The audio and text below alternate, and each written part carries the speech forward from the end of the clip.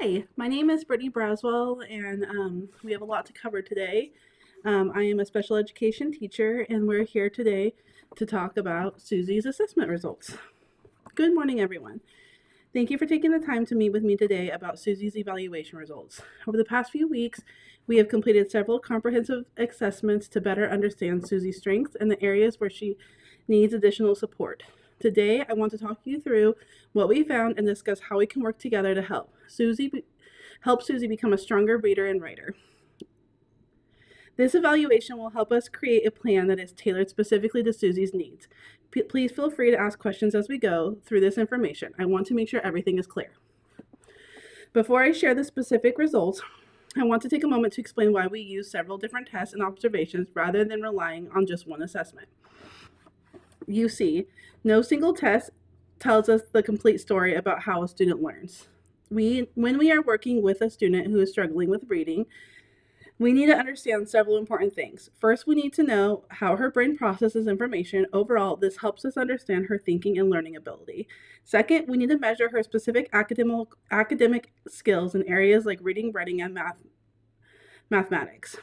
Third, we need to evaluate how her ears and brain work together, which is especially important for reading because reading depends on our ability to hear and identify individual sounds and words. Fourth, we observe her behavior in the classroom to see whether she is paying attention, staying focused, and trying her very best. Finally, we examine her actual schoolwork, including her assignments and writing samples to see how these skills show up in her real classroom environment. By looking at all this information together, we get a complete and accurate picture of Susie's abilities. Think of it like taking several photographs from different angles instead of just one photograph. That approach gives us much better information for making informed decisions about how to help Susie. Research shows us that using multiple methods of assessment and data sources is the best way to identify a learning disability and to understand exactly what the student needs. Let's start by talking about what we call an intelligence test.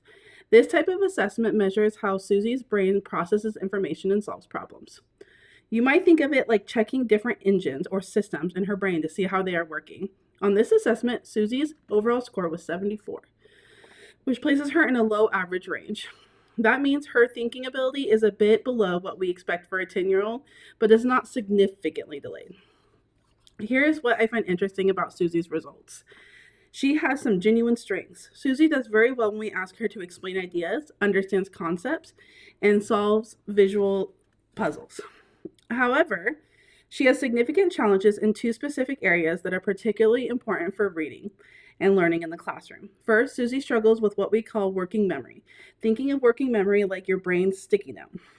It is the ability to hold information in your mind while you are actively working with it. Susie's working memory is quite weak, which means she has a difficulty keeping information in mind as she works through tasks. Second, Susie has challenges with processing speed, which is how quickly her brain can process information that she sees and hears. Susie tends to work more slowly and deliberately than most children her age. Both areas are important for reading success because reading requires us to hold sounds in mind while we blend them together, and it requires us to work at a pace that keeps up with classroom instruction. Let's talk about Susie's academic skills. This is where we see her biggest challenges, but it's also where we can make the most meaningful difference with the right support. I'm going to focus on the areas that matter most. First, the good news. Susie is doing wonderful in mathematics. Her math skills are right where they should be for a third grade student. She can perform calculations accurately, solve math problems, and understand mathematical concepts. Her math abilities are one of her real strengths, and this tells us that Susie is capable of grade level academic work. We are not concerned about math, and this is an important point because it shows that Susie's learning challenges are specific to reading and written language, not a general problem with all academics. In contrast, reading is where we see significant difficulty. Susie's reading skills are currently at about a first grade level, even though she's in third grade. This gap between her grade level and her actual reading level is important because it tells us that she needs specialized instruction. Specifically, Susie struggles with what we call decoding, which means sounding out new words that she has not seen before. She also has trouble with phonics, the connection between individual letters and the sound they make. Her reading fluency is slow, which means she reads word by word rather than smoothly, like most third graders do. Because she is working so hard to sound out each individual word, her reading comprehension is affected. In other words, by the time she finishes reading a sentence, she has so much mental energy on figuring out the words that she does not have the energy left to understand what the sentence means. Susie's spelling and writing are also significantly below average, which makes sense when you understand the connection between reading and spelling. Both reading and spelling require the same foundational skill, understanding the relationship between letters and sounds. When we assessed her phoneme and grapheme knowledge, this is her ability to recognize individual sounds and words and connect them to others. Her scores were extremely low. An error analysis of her work revealed that she struggles with decoding single consonants, consonant digraphs, consonant blends, vowels, and multisyllabic words. We also conducted a specialized assessment of how well Susie's ears and brain work together. This is called auditory processing. The results show that Susie has a significant weakness in auditory memory, the ability to remember sounds and words that she hears. This is directly connected to her reading problem because reading requires us to remember letter sounds and blend them together to make words. When this skill is weak, reading becomes much harder. I want to share what we observed in the classroom because it paints an important picture of Susie as a learner. During 3 separate classroom observations, Susie was cooperative and remained quiet. She attempted to begin her work when directed to do so, which shows that she is willing to try. However, she was unable to complete language art assignments, particularly those involving reading and writing. Interestingly, she was off task during language arts classes more than during math classes, which again confirms that her challenges are specific to reading and written language rather than a general problem with school or attention. Her teacher completed a behavior checklist, and the results showed that Susie is unable to complete most of her schoolwork as expected for students in her class.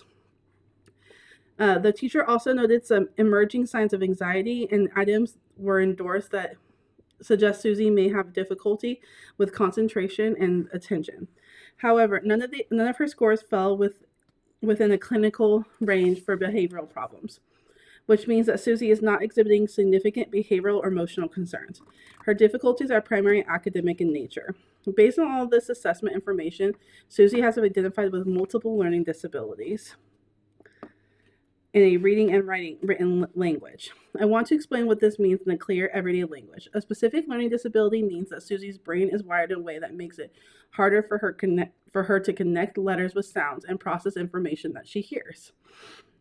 This is not because she is not smart. Her math skills prove that she is absolutely capable of learning grade-level academic content. It is not because she is lazy or not trying hard enough when it comes to reading and spelling. This is not something we can address and improve with the right, or this is absolutely something we can address and improve with the right instruction and support. The criteria for identifying a specific learning disability require that we demonstrate 3 things. First, there must be a significant discrepancy between a student's intellectual ability and their academic achievement in specific areas. Susie meets the criteria because her overall thinking ability is low average, but her reading achievement is significantly lower than even that. Second, the student must not be making adequate progress despite receiving high-quality research-based instruction.